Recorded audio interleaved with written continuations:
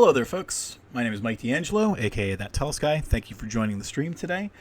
We are going to be looking at the map that we were kind of working on last week, which was our Threequel Forest map, which I'm going to call Singing Stones because I feel like that's where the main focus should be. Right now on the screen, I have kind of like a halfway point between what we were working on and what we were left with. I did a lot of work off the stream, but it really wasn't that much work that I had to put into it. You see a little bit of an overlay that I have now, which is, our points of interest. Let me close this real quick and see if it still plays nice. So you can see there's a couple of things that we have that kind of indicate where things were supposed to be. I can even bump that up a little bit more.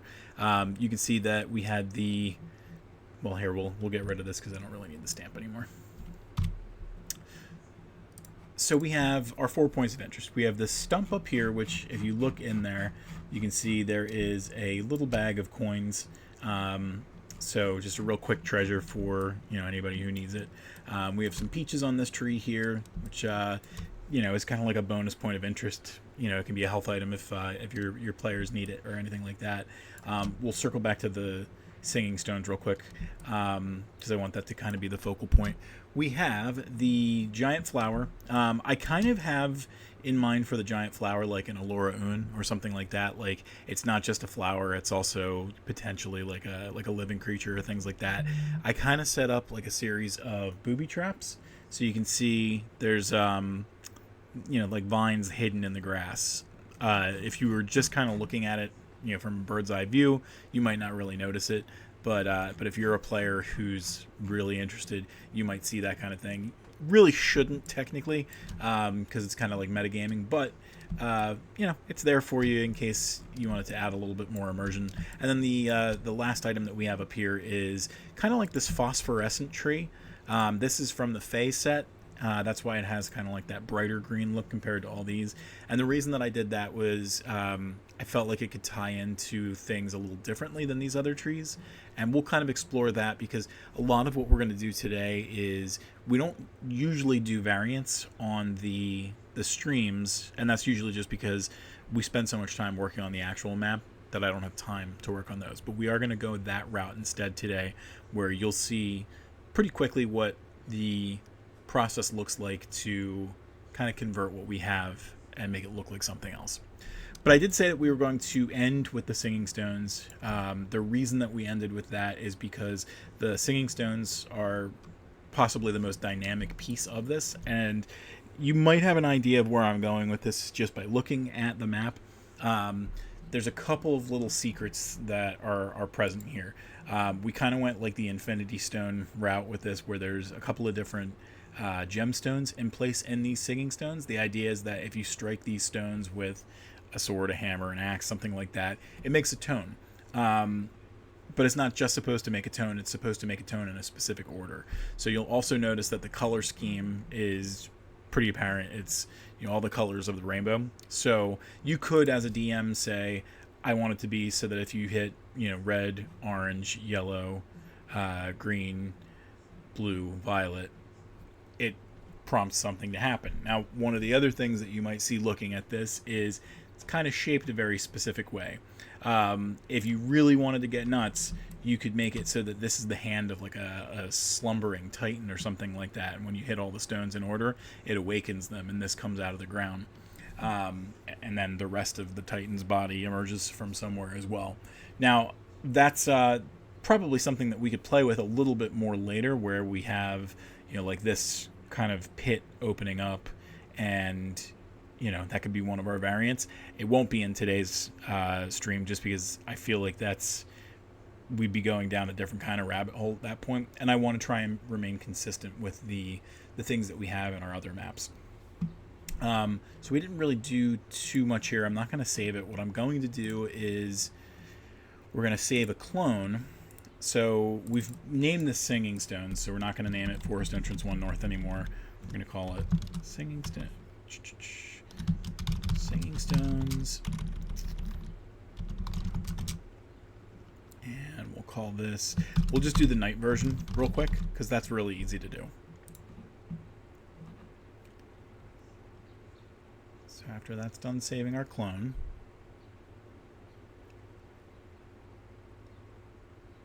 we can do is go into this little button here that says Filter Tool. Now, you've most likely seen me do something like that before, but we're actually putting a little bit more focus on it right here. Inkarnate has a ton of cool filters that you can use, depending on what kind of day you're looking for, what kind of, effect you're trying to do. Like, you can do this blur effect, which is something that I used in the tavern map that we did last week. It's very helpful for when you're trying to disguise like a first floor or something like that. So I was very happy to realize that that was something that I could use. They have things like this tilt shift, which kind of gives you like a narrow band of blur and point of view and everything like that. It's kind of like what you see in like Octopath Traveler and things like that. And you can kind of mess with it if you wanted to. Like, you could make it so that it's a little further down, a little further up. All depends on where you're trying to bring focus. So we're not going to do those. I just wanted to show you some examples of what they have. If we wanted to, we could make it a rainy day. Maybe we would do a little bit more opacity so you could actually see that rain coming down. Typically, if you're going to do something like that, you're also going to take some of the terrain that you have and make some adjustments. You'd make the ground muddy and things like that. Again, just kind of showing you examples of what you can do with the system. It does look like you can add your own filter. I haven't yet figured out what that means, what to do with that, but I'm going to try and spend a little bit of time when I clear out some of my agenda to try and play with that a little bit. We are going to do night, just because night is really easy. At this point, in theory, we could be done. I try to add a little bit more kind of pizzazz to the map when we're going into night mode, just because I want it to have, it shouldn't just be, hey, I flipped the switch and now it's dark. It should be what happens at night. And a lot of the times what you can do there is put like little lightning bugs or something like that. So let's see if... I think what we've done before is legit just used the lights that they have, kind of shrunk it down.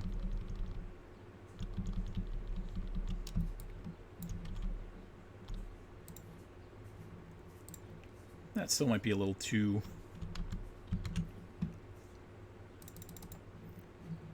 big.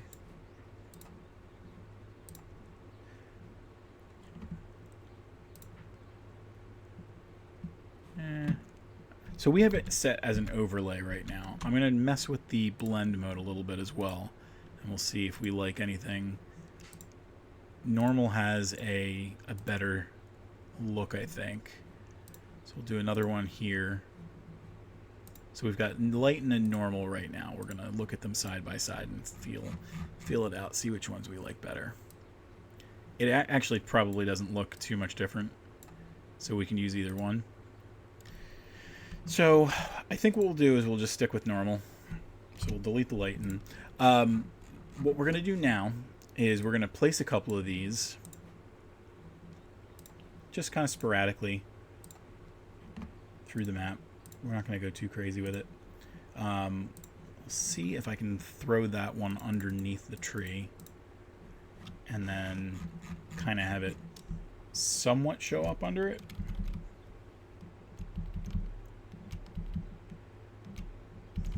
Yeah, it's still kind of covered by the shadows and things like that, so that looks nice. And we'll do a couple more. And the reason that I'm going so many with this is because in the Tellest universe, we have lightning bugs that are called Luma bugs. They're like multicolored lightning bugs, fireflies, that kind of thing.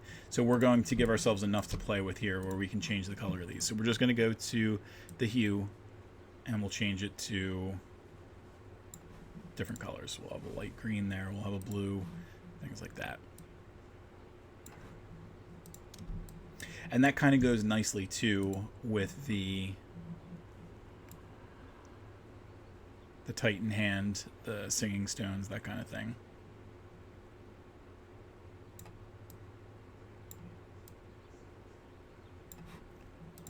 You can almost make it so that when the players are looking at the Luma bugs, especially because they have that kind of like rainbow color to them, that it could be a situation where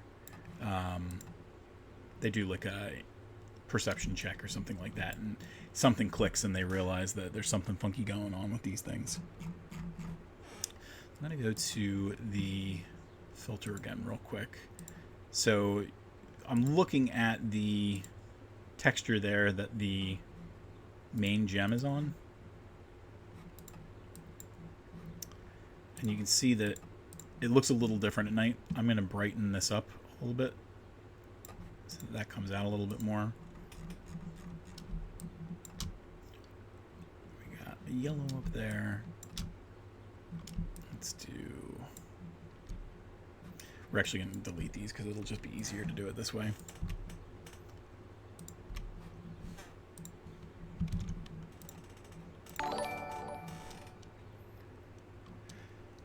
Hi, Meatball. So I use a tool called Inkarnate. It's a relatively cheap tool. You can get it for $5 a month, or like I think the annual fee is something like $30.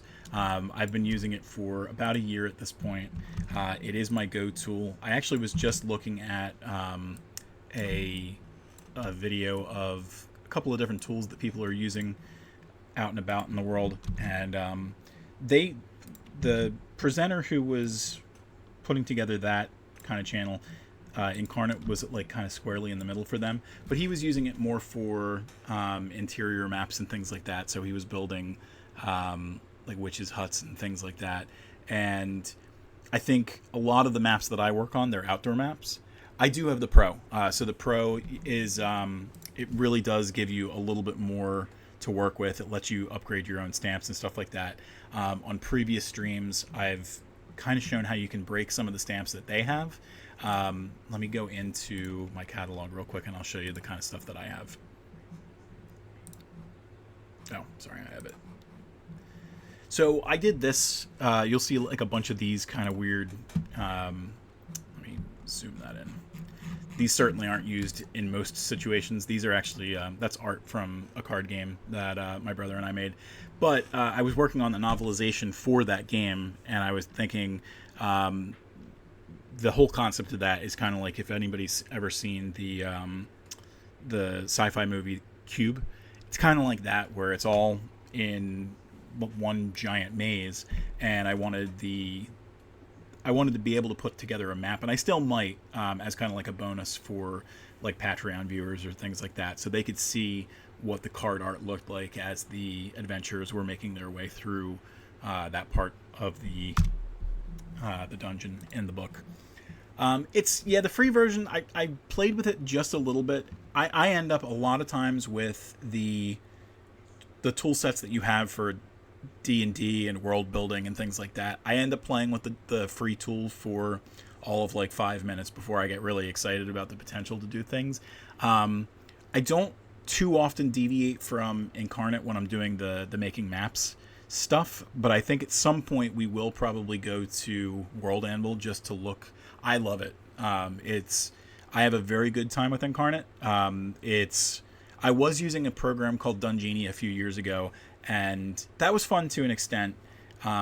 Certainly there's other alternatives that are out there right now, and including some that are like all AI based. But this, I feel like it gives me a little bit of flexibility as I continue to work with it. And I ramped up how much I've been working on it to the point where I'm trying to get out a map a week, not including whatever the map's variants are. And I think once you get familiar with the tool set, it gets to a point where you can do a lot more with it. They still don't have a lot of stamps. Like, they're adding stamps kind of slowly but surely. I'd really like to be able to see a situation where they have some kind of like, I don't know, like a marketplace or something like that, where people are making stamps that fit into the kind of vibe that you have, because it does make it a little difficult to like hand draw the pieces. If you're like, if I was going to make my own stamps, they're going to stand out compared to the versions that they have, because there's like a little bit of grit. Like if you look here, there's like scratches. This is a piece of armor that I took the head off of because I was trying to make an armor stand. But you can see like this is a stamp straight from the Inkarnate set, in theory, someone with more artistic ability could do this as well. They could come in here and they could do kind of like these brass scratches and things like that. But for someone like me who's not really super artistic, and like I don't understand the nuances of things like that, it does get a little difficult to make your own stamps. I'd really like to be able to find a place that you could kind of find something that fits together a little bit better. So I'd love to see them kind of like hire on artists to make stuff, and it doesn't even have to be part of Pro. It could be like, hey, like it's a microtransaction, but if you did a pack where it gave me something more that I could work with, I think I would be happy with that. I'm going to real quick save this map, and we're going to step back into my map gallery. We're going to go back to the original version of this because the next step that we're going to do is a winter version of this map. So let's go back to my maps. And we're going to touch on these two maps a little bit later today if I'm able to wrap up the winter map relatively quickly. Like I said, once you're a little bit more familiar with it, certain things that you can do with this happen a little bit more quickly. I kind of screwed up when I was originally doing my winter maps in the forest set, and I've just kind of decided that I'm going to keep up with the way that I've been doing things. But Inkarnate recently added a tool that should make that a little bit easier for me to play with. So we're going to step back in. Now, not too much is going to have to change when we're looking at one of these maps. If you're just doing a variant where, for the most part, the layout hasn't changed, a lot of it's just going to be overlay, where you're putting stuff over top of the terrain that you have. So if I came in here and I looked for snow, I'd be able to grab something like this, maybe mess with the opacity. I just want like a light dusting of snow, and I'll go over it a couple times if I need to. I'm actually going to take a step back because it'll just be easier if I do the whole map, the whole size, zoom it out, go over it once here. So this is just doing the foreground layer or the background layer. If I was doing a foreground layer, I could do that as well. You're seeing here there's certain parts of the hill that I didn't take the clip mask off of. When I do that, it lends itself to that kind of, there's a wintry kind of feeling going around. You can still see the vines. I might change the saturation, the color, something like that. If I go in here, I can go and select all stamps like this. It should grab at least the grasping vines that I had that were all shaped that same way. But if I wanted to, I could come over here to the object selector, grab everything all at once, come in here. I could mess with the saturation a little bit, maybe dry them out. We'll change the color and make it look like they died a little bit. We'll brighten them, and then I'm also going to mess with the opacity of those even more, just to kind of make it look like winter has taken hold of them. So let's see. So the other big thing is, if you're in winter, you're not always going to have snow, but in a situation where it's winter, these trees aren't going to be all this floofy anymore. So I've got all these peaches. They're all going to have died. What we're going to do is go into the stamp collection. We should be able to see, I think, in core, just instead of a living tree, we should just have these dead trees or dying trees. Now, in this case, they're not actually dying. They're just, winter has taken hold, so they don't have that look anymore. So they have in the core set for the dying trees, they have versions of the trees where there's still some greenery on them, in trying to be consistent with the stuff that we have in the previous two maps that we've done in the forest. We're not going to do like this halfway stuff. We're going to keep using the stamps where there's nothing on the trees. So we're going to, these three sizes that we have, they're pretty good. They'll get us to where we need to go. That's, I think that's a tree. I think I just made that a different color tree. We'll look and verify in a moment or two. But what we're going to do is just put these dying trees over top of the trees that we already have. And then after we're done, looking at all the ones that we're working on, it should be easy enough to just kind of take away the living trees, and these will be where they need to be.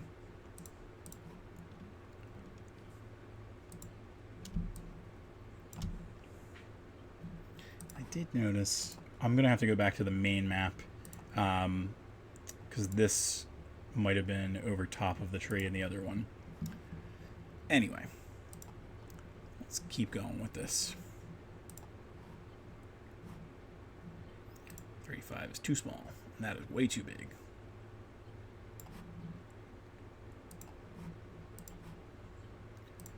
On here, I'm going to throw that back a couple of layers. I do play D&D.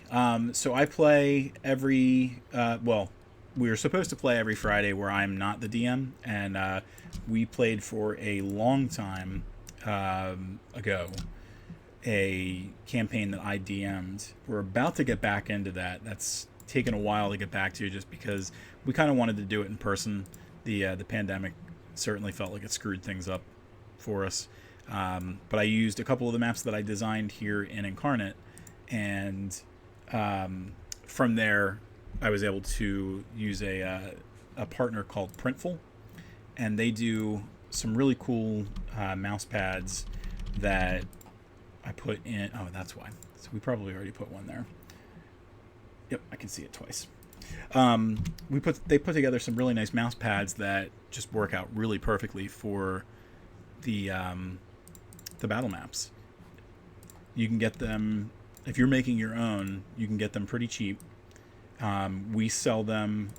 The maps that I make here, you can get them on Patreon for like, you can get the free version for free, but you can get like high definition ones for $2 per month. So you get, like, at this point it's, I think we're up to our 30th map. So you get 30 other maps for, you know, $2, and then we're trying to do 4 more maps per month, plus the variants. The $5 version gets you the variants and things like that.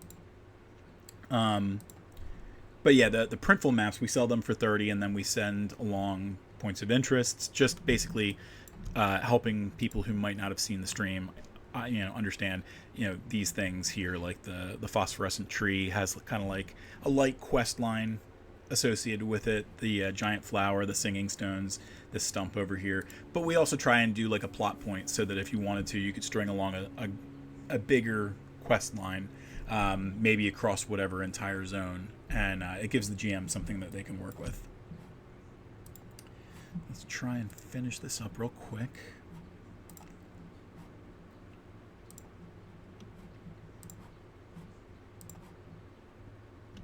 Shrink that down just a bit.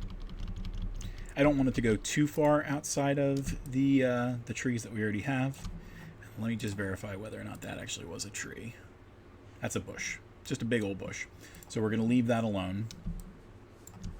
And what we're going to do is find all those trees that we already have. So that's the dying tree. Should be able to take a little bit of a step further out. And then all these summer trees, what we're going to do is take them out. The bushes we can keep. We're going to change the color of the bushes, because the bushes themselves wouldn't die, but they would kind of dry out.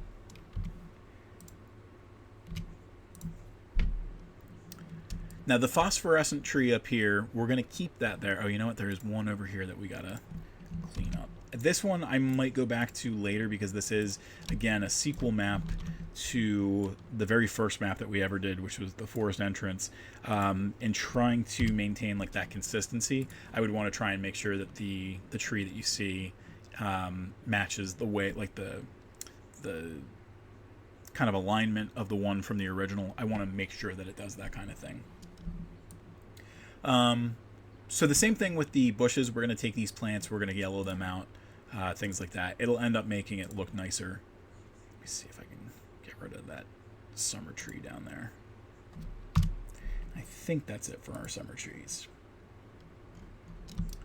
All right, I'm going to save it, just because the computer that I'm working on is not splendid, and I don't want it to crap out on me while I'm working on things. Sorry, I do tend to ramble a lot. The phosphorescent tree up here, we're keeping that because we're kind of implying that there's some kind of magic that's going on that that is preventing it from having anything happen. So let's grab some of these bushes.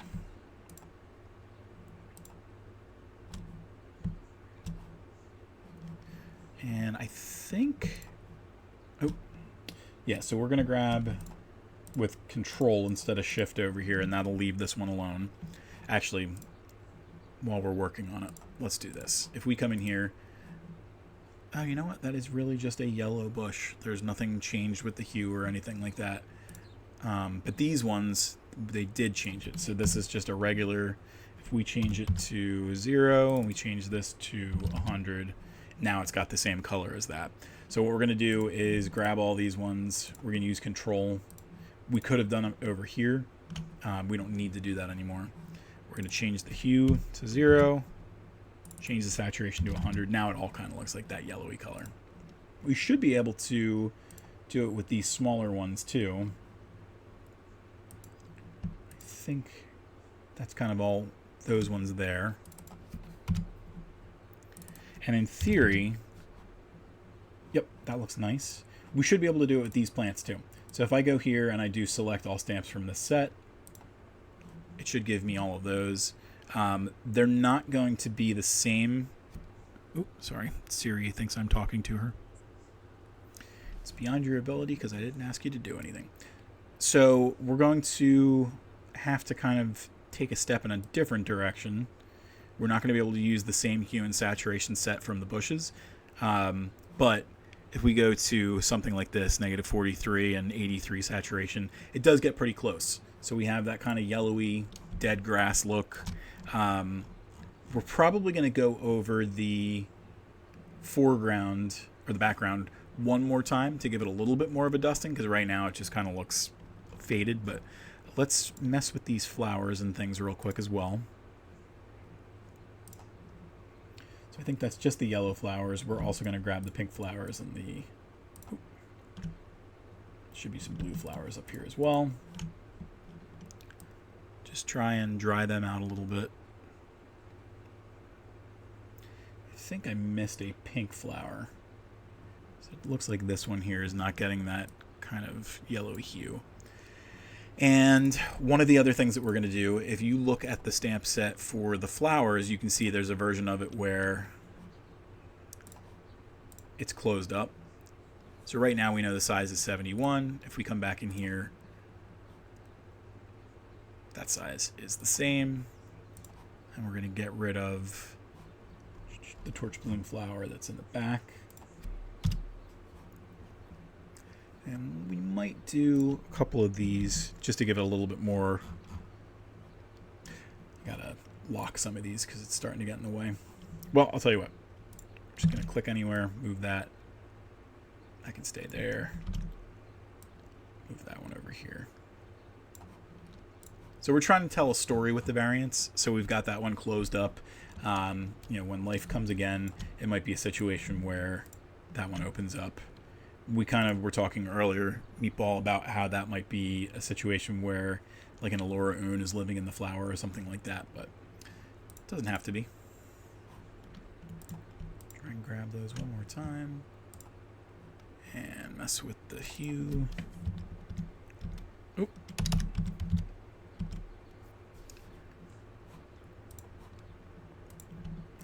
Lost it before I messed with the saturation.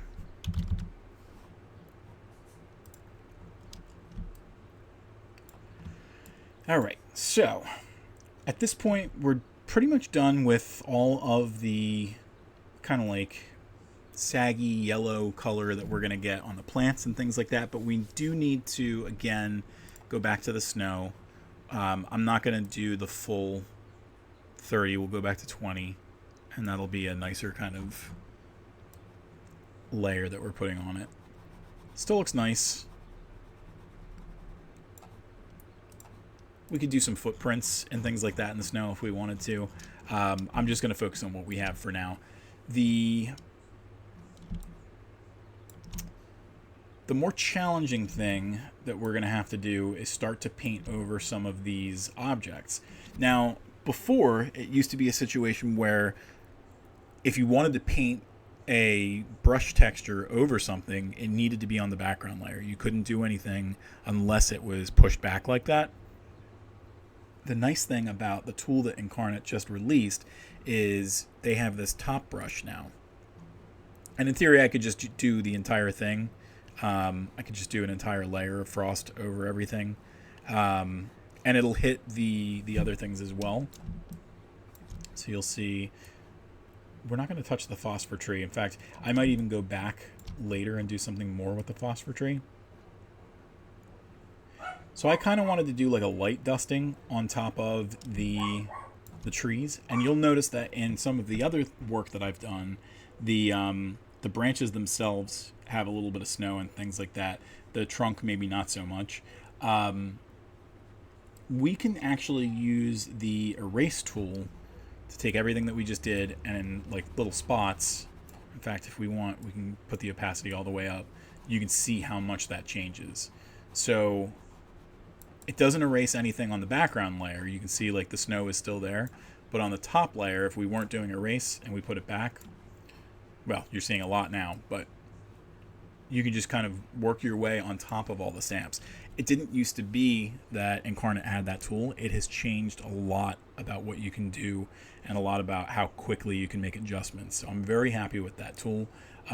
We are going to, real quick, I noticed the peaches are there. They would have rotted away, so we're going to take care of all those peaches. So we are going to do it the old-fashioned way, where I'm going to kind of paint over some of these stamps instead of the entire field. It'll just give it a little bit more of a personal feel to the map instead of just making it look like I went over it with a filter. So real quick, I'm going to save again. So I currently have a Cintiq Wacom 22 HD, so I can draw on the screen. Gives me a little bit more flexibility to do what I want to do. And what we're going to do is use that top brush. We're going to shrink this down a lot so that we're kind of working on a much more kind of, I don't want to say like a delicate layer, but that is kind of what we're doing. So right now I am noticing that I'm not really seeing any of that snow texture. So something's off, and I'm not sure what it is. Because I've got the opacity all the way up. Yeah, something funky's going on. I'm not sure what. We don't have erase on. And it thinks that there's some changes. Let's go to the advanced. There's nothing funky there. And yeah, I mean, when I'm on the brush layer, it says that I'm top up here. It says that I'm top over here. So just something not quite working out in Inkarnate right now. So what I'm going to do is just return to my maps. We won't save anything because we just made whatever save we needed to. We're going to go back to edit map, see if that did the trick. If not, we'll just do a full refresh of the website and see if it plays a little nicer with us. So we'll go back to snow, we'll go back to top. Now we're seeing that layer of frost over top. Again, we're going to come in here a little bit further because our plan is to use that top brush over top of the individual stamps with the opacity way down. Right now you can see it's still doing what we need it to do. But we're going to put this down to like 30 and give that a test. So again, I am using a like a screen that I can draw on. So it gives me a little bit more flexibility, a little bit more finesse. I'm still not a great artist, so I don't know how to color in the lines or anything like that. But the nice thing is, if I did make a screw up, I could use the erase button and I could erase the things that I did. So it doesn't have to be perfect. Typically speaking, the folks that are working on these kind of things, they're trying to make maps for their sessions that are weekly, monthly. They're not going to have time to make everything perfect. It just has to look believable enough to sell the idea and make your players feel a little bit more immersed in your world. So this does end up becoming a slightly longer process because I am doing this all by hand instead of doing a filter over top or anything like that. And I don't know that I would do this in most cases anymore. I'm just doing it because of consistency's sake. On the first and second map that I did in the Force Zone, this is how I did the winter variant. So we'll do something like that. Going to do the same thing over the mushrooms, over those flowers that are on the hill. We'll do that as well. We'll do this on the trees. Now before, I had to throw these onto the background, and if I screwed up, I had to make sure that it was the last thing that I fixed. You know, I had to go in and hit Control Z, hope that that was the last thing that I needed to do, and that I wouldn't need to fix anything later, because once it's on the background layer, there's nothing else that you can do. But now that the top brush is there, I have a lot more flexibility to make those corrections. So I'll head back up here. We're going to do a couple of passes on the rocks because I feel like they're going to retain the cold and the snow a little bit better. So it's a little bit of frost, not really snow.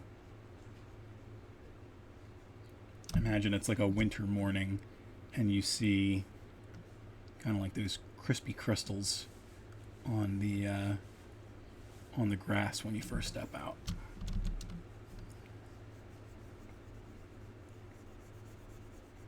We might do a couple of layers on top of the hill as well. Maybe not the cliffs as much in the northeast quadrant of this map, but definitely anything rocky down here, because it's got like a natural incline. I feel like it makes sense.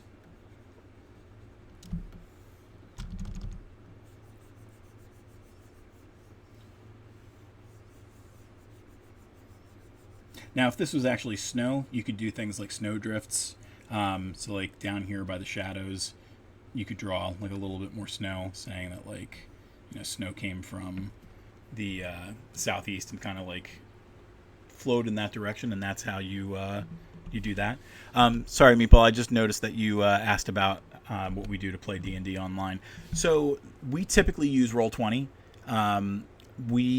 For the Friday group, that's pretty much the only way that we play, and then we'll use Discord for our cameras, just because Roll20 was giving us a little bit of a hard time. And here, I'm going to hit save while we're talking. We do like Roll20. For the bigger campaign that I DM, that we only do like we're supposed to do it like once every 2 or 3 months, and it's been a long time. We don't use Roll20 for that. We try and do that live. I think part of the issue is, as you can tell by my stream, I tend to ramble. I tend to go on tangents, things like that, and it's hard to rein me in. My brother is even worse, so we almost need to have him in person to be able to pull it off. So I've seen some other tools that people have used before. There's some like 3D tools that people use for, again, kind of like immersing your players. It really just depends on, you know, what you're feeling. And again, I mentioned World Anvil. I think that interacts or connects with Roll20 to some degree, but I haven't gotten into the nitty gritty with that. I use it more as like a world building tool than for something like playing live. But you definitely can. You can definitely use World Anvil to help you spice up your tabletop games. And that's, I believe, kind of meant to be so that people can follow along outside as well. So like Roll20 feels more intimate, where you're playing with just your party. But World Anvil, I think, like if you integrate that in, your audience can kind of like see like where on the map your party is and things like that. Because with that, same way as you use the Inkarnate stuff to build your world maps and your regional maps, you plug that into World Anvil, and your audience can kind of play around with that in some pretty cool ways. If you want, before I am done with the stream, I can cut over to that and I can show you what that looks like, just in case you've like never heard of it or anything.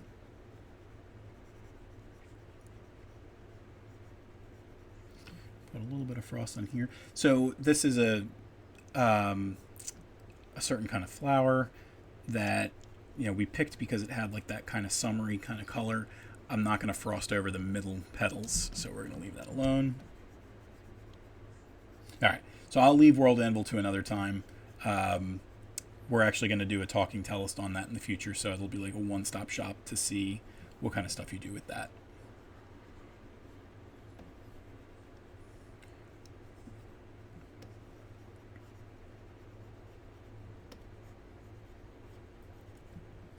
Just a little bit more on these flowers and we should be good. We're not going to put any snow on the kind of phosphorescent green up there. Doesn't make a lot of sense, but we will keep on working on these plants. Like I said, probably wouldn't do this going forward, like on any of the biomes that I'm going to be working on where there's going to be like winter variants. I'm not going to do it this way in the future. I would probably just make some changes to the filter on the entire map. But I feel like I'm committed to doing it this way because I did it. This is the very first way. It's almost like recognizing that that first mistake and owning it. The nice thing, again, is the top brush makes it a lot easier to fix your mistakes. So I'm not here so diligently making sure that I'm, not brushing over like outside of the branches. If I notice something, it's something that I can quickly change.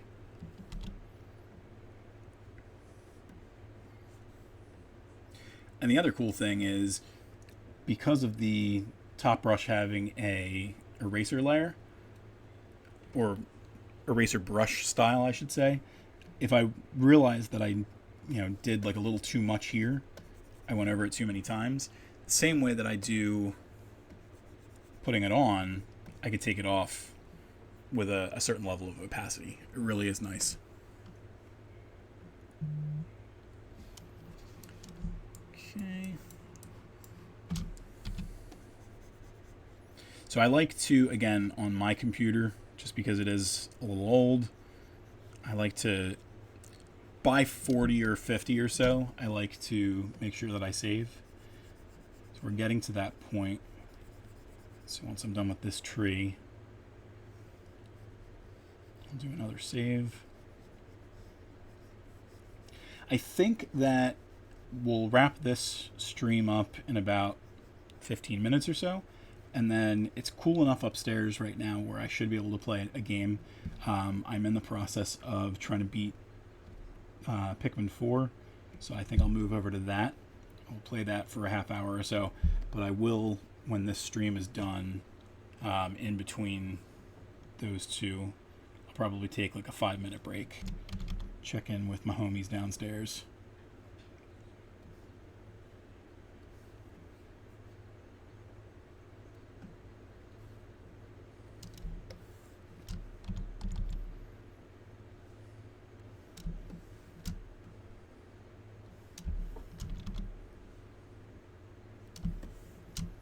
Just a little bit more on these faraway branches. Again, I don't really want it to look like snow. I just want it to look a little bit frosty.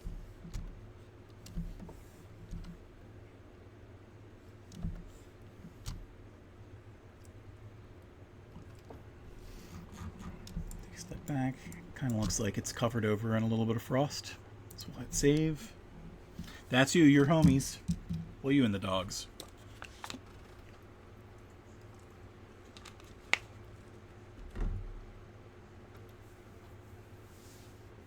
Thank you for following as well, Meatball. Alright, we're going to hit up the bushes next just because that should be easier than the trees. And that way I can kind of close up where there's only a few more things that I have to do.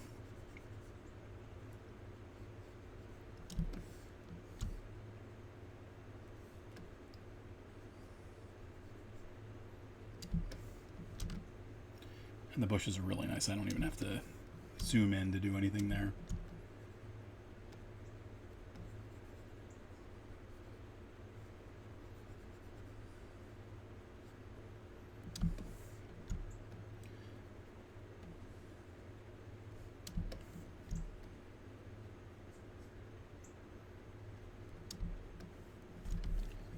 This one more big bush, and I think that's it for the bushes. We'll go back to these little plants.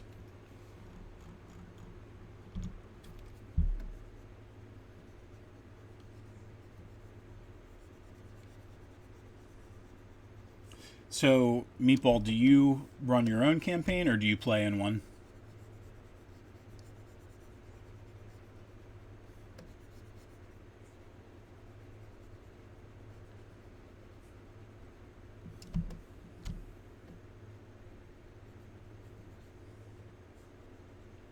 Very nice.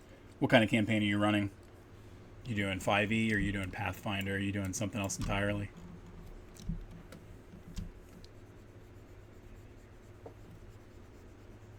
Very nice. We started in the campaign that I was running with 4e, and that was like right around the time that 5e came out, and I got bullied into moving to that system. Not that it's a bad system or anything.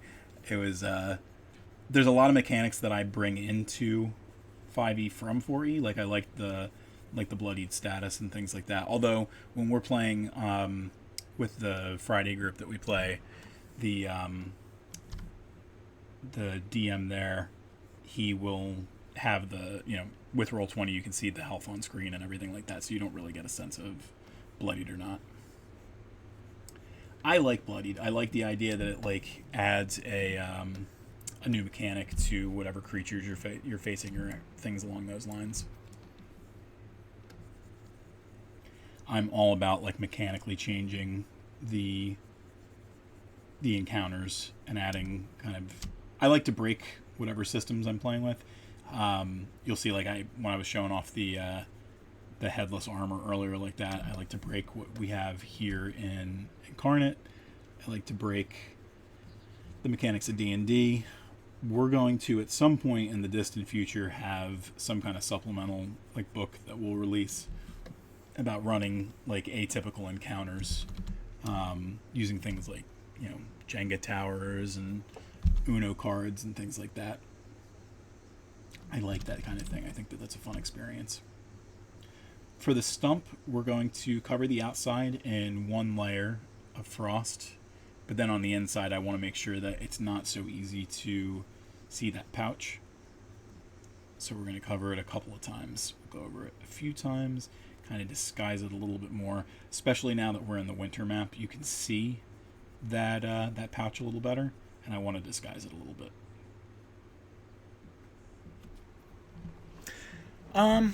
So I mean, every GM is going to have their own style, and I don't think that it's fair to compare yourself to like one of the famous GMs. I think that you should focus on the strengths that you have. Try and focus on the strengths you have, but have fun exploring things that you might not be as good at. So, if you're not a Matt Mercer by nature and you want to get better at like role-playing the characters and doing voices and things like that, certainly have fun with it. I hope that if you are playing with a group that that they're nice about letting you kind of explore your artistic side and your creative side, and they wouldn't hold it against you if you did anything that seems a little silly and different, because I mean that's kind of the nature of what we're doing here. We're trying to play with our imaginations and have a good time. I think that one of the things that you should certainly try and do is try and build a world if you can. There's nothing wrong with taking like the supplements that Wizards of the Coast supplies with the game or anything like that, and it seems like you're doing it because you're making maps in Inkarnate and things like that. I think that there's a lot of potential in building your own world. I think that more people should do that. They should feel like they have the ability to do it.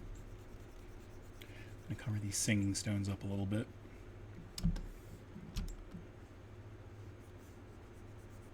Think outside the box. Try not to railroad your players too much.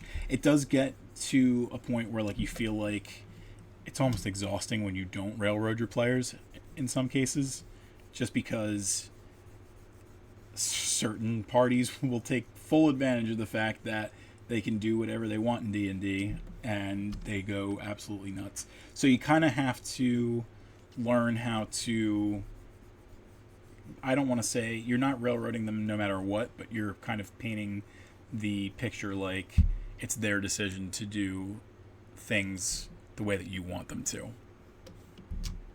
And you might be able to pull that off by, they do that for children, where you'll give them two options.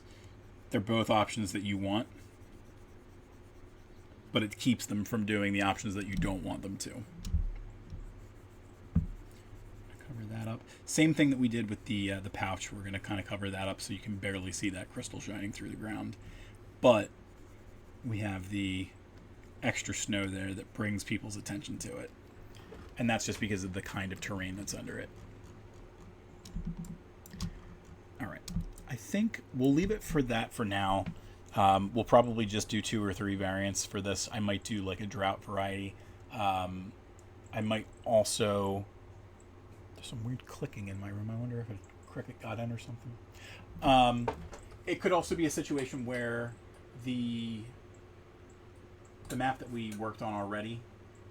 Sorry, I'm trying to turn a light on to make sure that if there are crickets in here, they go away. Anyway, if you really wanted to do something, you could do like kind of taking away the snow around this phosphorescent tree, make it seem like there's some kind of magic going on there. I'm going to save while we're talking.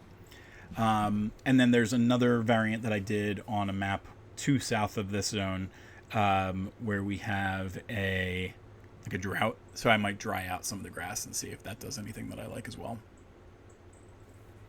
Give me 1 second. I'm going to mute myself real quick and see if there's anything going on, because I hear that little beeping and I'm not sure if it's coming from my machine or something else.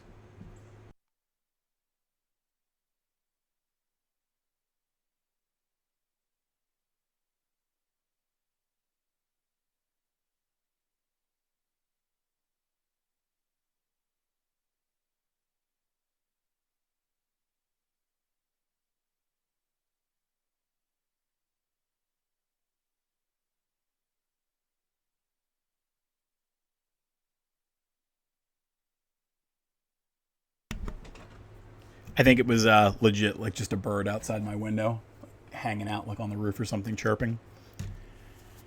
But hey, at least it's not a cricket indoors or anything. All right. So we're going to, like I said, we'll wrap this up. I'll handle the other trees later. I'll handle whatever other variants that I'm going to do off cam. So we'll deal with that a little bit later. Real quick before I get completely off the stream, I just want to show you what we're working on for next week. So previously we had done, we'll go into my folders real quick. We'll see the stuff that we posted on Patreon. So we had done the King's Charter, which is a tavern inside Versailles Varai, which is the biggest city that we currently have explored in our D&D campaign. So this tavern is one of the places that my party explored in their game. What we're going to be doing is, in the next week, we're going to be doing a map up here. This is another place that my party had explored when they were playing. And then we're actually going to connect these two maps with another 20 by 40 over here. And what we did to accomplish that, or what we're doing to accomplish that, is rather than using the Excel spreadsheet in its entirety like we did before, I just took it with a snip and moved it into Inkarnate as a stamp with a slight opacity shift. So now I know, like, this is all road, these are all buildings, this kind of like red, that's kind of like a cloth overhang or like a canopy tent on top. This up here is a well. This is like the battlements between the sectors of the city. So I have something that I can work with. And then likewise, we have the other map where we have a little bit of water. This is where like the canals end. I'll let that come up real quick. So we've got something like this to work with. And the players, they had already worked on this map before, but this was way back when I was doing Dungini. So it was a lot more difficult to do something like that than it is to use Inkarnate. Inkarnate has a lot more flexibility. There's a lot more ability to get things done quickly. So I am very happy to be able to redo this map, to be able to do it in a map that I can throw on a nice cloth mouse pad that I can real quick, if they ever go back to Versailles Varai, I don't need to print out a bunch of papers if I threw out the other maps by accident or anything like that. Like, I am going to end up getting like a wine rack just for my maps, because they end up being used in a lot of cases. And things like the forest map, you can use that anywhere. You don't have to say this is only one place in the world. It's any place that they might show up. So that'll probably be it for now. But like I said, 5 or 10 minutes from now, I'll be online playing Pikmin, in case anybody wants to see that. I'll stay on this stream for another minute or two, just in case anybody has anything else that they want to talk about, and then we'll cut over to the show close, and we'll go from there.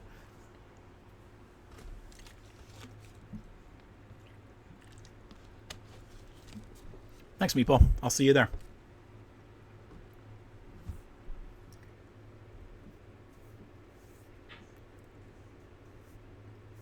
Misery, you got anything for me? So, Jordan, I don't know if you want to watch Pikmin, but you can move over to that in 5 or 10 minutes. We will be playing Pikmin. Well, I want a chalky milk now.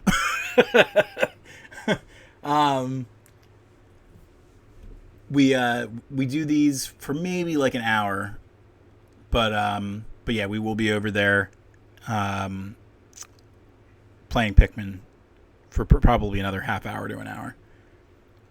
But I apologize that you just got here. I'm kicking you off. I'm gonna real quick go to the show close scene, and I'll read off where you can find all of our stuff. I'll get down there, take care of that, and then I'll be back in, like I said, 5 to 10 minutes. So let's close the show. Folks, I wanted to thank you for watching my stream today. On the screen now, you should see all the places that you can find Tellest and That's Entertainment content. To find anything out about the Tellest Fantasy Universe, you can go to Tellest.com. For the battle maps that my brother and I create, you can go to Patreon.com/Tellest. To see my streams live, be sure to check me out on Twitch.tv/ThatTellestGuy. You just saw that here. To see all the streams that I've ever strummed for maps and Talking Tellest, you can check out my YouTube channel at youtube.com/@WorldOfTellest. For our video game related content, which we just, for the first time in like 8 years, finished a video review. We used to do it all the time. We're getting back into the swing of things. You can go to thatentertains.com or the That's Entertainment YouTube at youtube.com/@thatsentertainmentgames.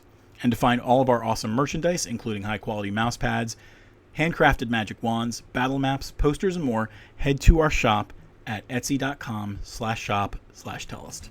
Thank you again for joining this stream. I will be right back on the other side with a Pikmin 4 play. We just got the blue Pikmin, so we are, I got to say, probably a third of the way through the game. I want to get into that before I start playing anything else.